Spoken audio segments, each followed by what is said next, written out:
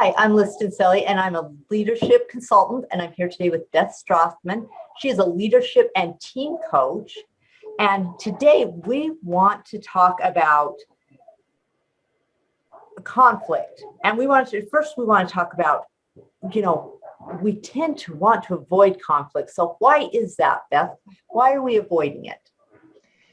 Well, gee, I don't know, because as a person who doesn't mind having a little bit of a discussion now and then, to me, it's always been very interesting why people avoid conflict. And obviously, it has a lot to do with just your natural wiring. It has to do with how you were raised. Has a lot to do with all of that. But I think one reason we avoid conflict is because we misunderstand what conflict is. I think one thing that comes to mind is I think when people hear the word conflict, it has a big negative connotation.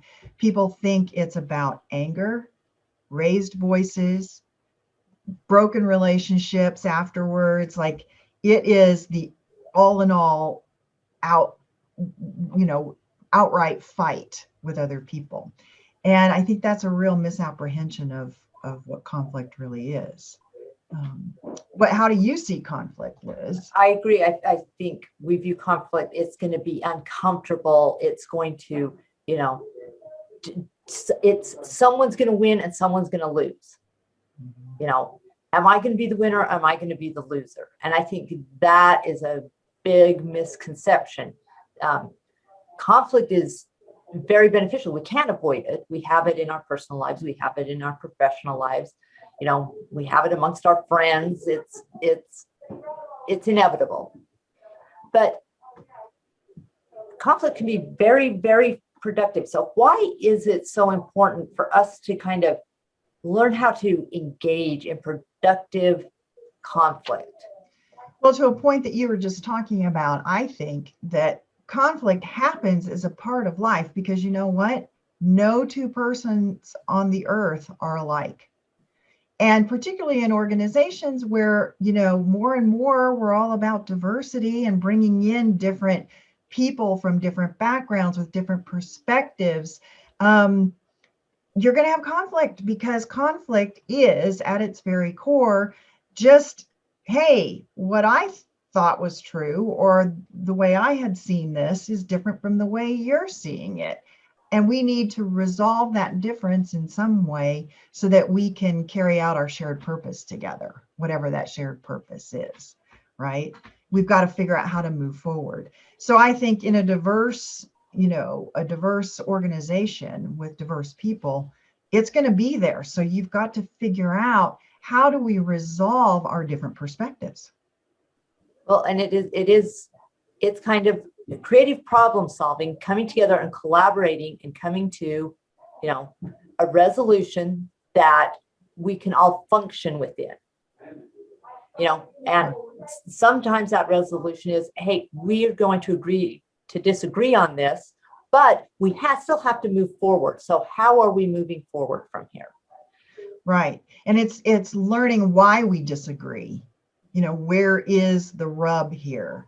Oh, we're learning something about why we disagree. Oh, well, that makes us think differently, maybe even about the situation or the problem that we were trying to move forward with, So it's an education, if nothing else, then. Well, and, conflict, it allows us to step outside of our comfort zone. It gives us the opportunity to kind of challenge the status quo. This is the way we've been operating, but maybe this isn't the best way to operate. Maybe someone has a better idea or some great input that we can come together and we can actually, improve the way we do things. It's not about, me versus you and one of us is, we're going to battle to the end and one of us is going to win and we're going to get our way.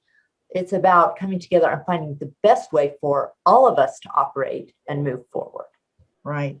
I think the interesting part when you do that is oftentimes you uncover underlying assumptions, beliefs that you held differently from the other person. That's why you were both going off in two different directions or 5 different directions in trying to solve the problem because you didn't have a shared understanding, or there wasn't a shared perspective, or even a shared purpose sometimes at the bottom of it. That can be very insightful for people who need to work together, people who are married, you know, in any of your relationships, you know.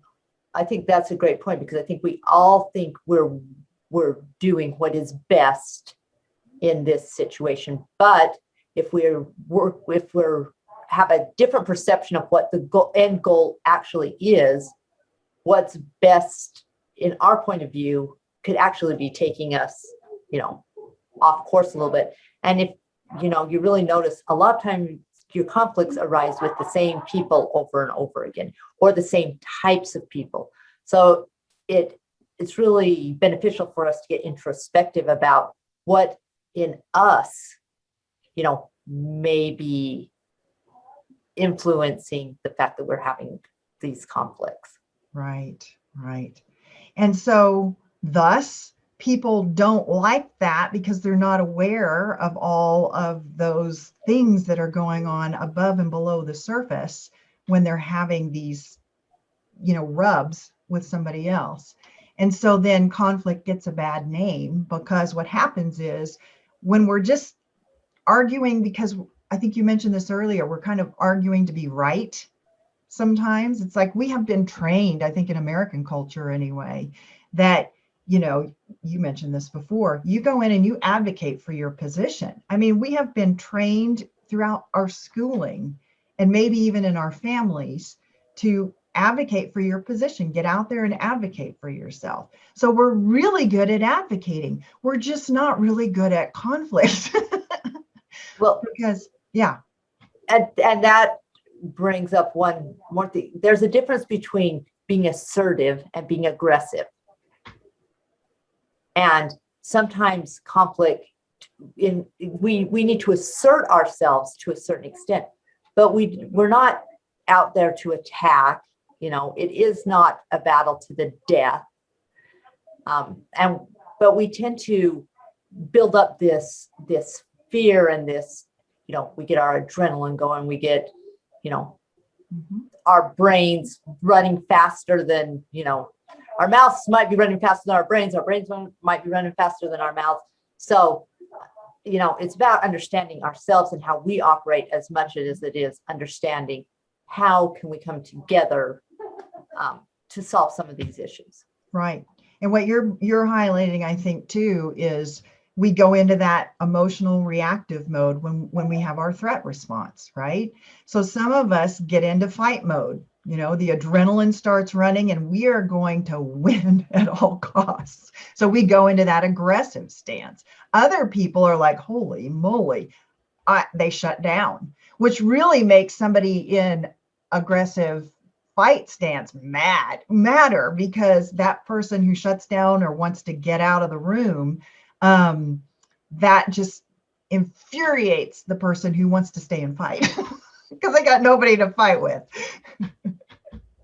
Very, very true. So we are going to continue in this video series to talk about, you know, some of the ways to resolve this. But do you have any final thoughts on conflict, why we're avoiding it, you know, why it actually does play an important role in our lives before we head out here? I think the main point for us, just to leave everybody with, and I think we've made it, but maybe not overtly, is that conflict is not necessarily good or bad, but it is a reality that you're going to face in your organization, in your family, in your community. And it's something that we have to embrace and learn how to get better at. So I'm interested, those of you who are watching this video, leave us a note below. Let us know, you know, what your thoughts are about why conflict is so hard for people to engage in. So until we see you next time, thanks for watching.